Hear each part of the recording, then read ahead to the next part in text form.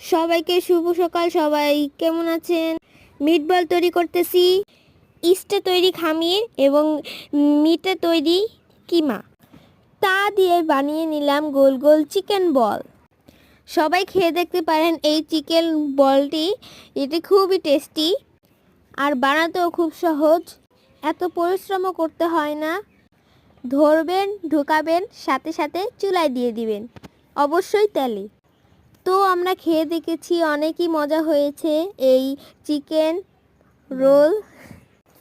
আমরা এই কিমাতে পুরোটাই গোস্ত দিয়ে তৈরি করেছি এবং ঘরে মায়োনেজ বানিয়ে এটাকে খেয়েছি। মায়োনেজের রেসিপির ভিডিও শর্ট আমরা আরেক ভিডিওতে নিয়ে আসবো।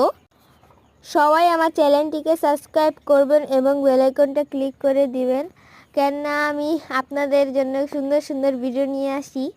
অবশ্যই আপনারা দেখবেন আমার শর্ট এবং লাইভগুলো। আপনারা ভিডিওতে দেখতে পাচ্ছেন যে আমি এগুলো তেলে ভাজতেছি, আর একটু পরেই আমি এইগুলোকে আবার যে আস্তে আস্তে লাল হচ্ছে এবং এখন আমি প্লেটে উঠাবো। প্লেট নিয়ে একটি ছোট্ট বাটিতে উঠাবো। দেখতেই পাচ্ছেন যে লাল, হালকা হালকা লাল লাগছে। আর এখন পরিদর্শন হচ্ছে, দেখা যাচ্ছে যে কত সুন্দর করে ভিডিওটা করেছি।